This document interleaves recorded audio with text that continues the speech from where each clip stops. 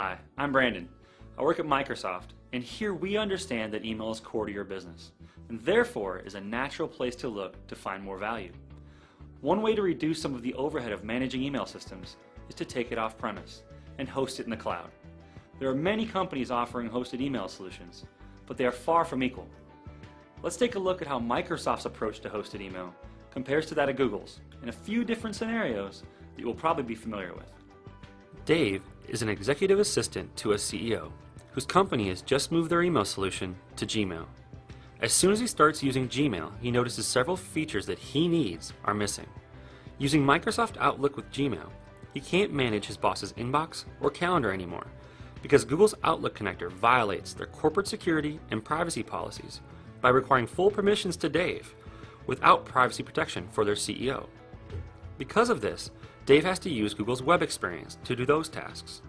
Here, he's unable to sort messages the way he was in Outlook and is forced to use labels instead of choosing how he wants to organize his inbox. Additionally, when trying to schedule a meeting, Dave encounters a problem. Since there's neither a corporate directory with a hierarchy nor contact delegation, Dave can't find the information of a new manager he was scheduling his boss to meet with. He's forced to ask for assistance in locating the right person. Dave's CEO then calls and has a couple problems for him to follow up on. First, his boss has lost his cell phone and wants to ensure corporate information on the lost device is secure.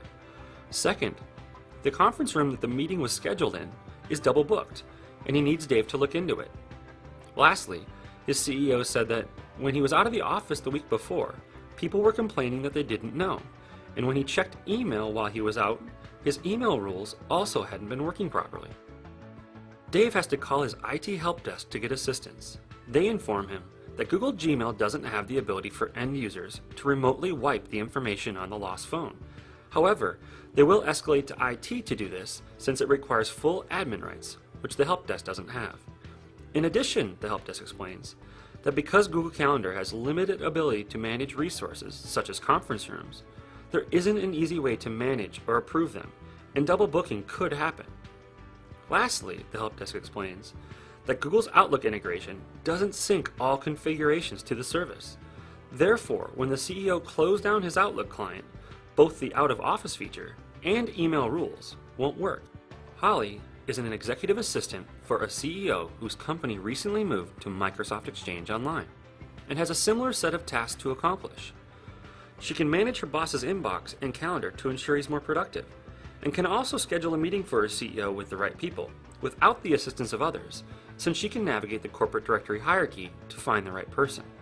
In addition, all of this was done right from the Outlook client she's familiar with. Microsoft Exchange Online allows resources, like conference rooms, to be managed, so Holly is able to ensure that her boss has their private conference room, and alert any other people that they will have to find another room, avoiding any difficulty later.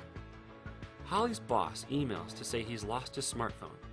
Thankfully, this is no issue, as the CEO can simply log into any PC and perform a remote wipe of the device, removing company sensitive or confidential information, better securing it against information loss that could harm the company. Now, let's take a look at what is happening in the IT department for companies in these situations. Richie is an IT administrator for his company's Google Gmail messaging system. He gets a call from the help desk saying they need him to set up a new user. With their old messaging system, the help desk was delegated rights to create users, but with Google, this isn't possible since all administrators have the same rights. After setting up the user, Richie has to set up a laptop for him.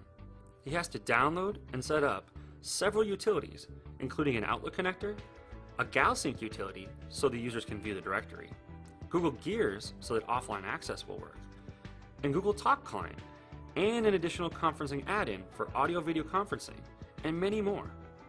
Richie also has to set up a BlackBerry mobile device for the user, and has to go configure him on their own Bez server. They still have to manage a server for this on-premise, even though the rest of their environment is hosted in the cloud, since Google doesn't support BlackBerry natively. Compare this to Bob, who's the IT administrator for a company that recently moved to Microsoft Exchange Online.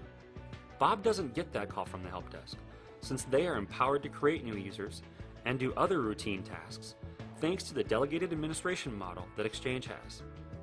This frees Bob up to work on strategic IT initiatives instead.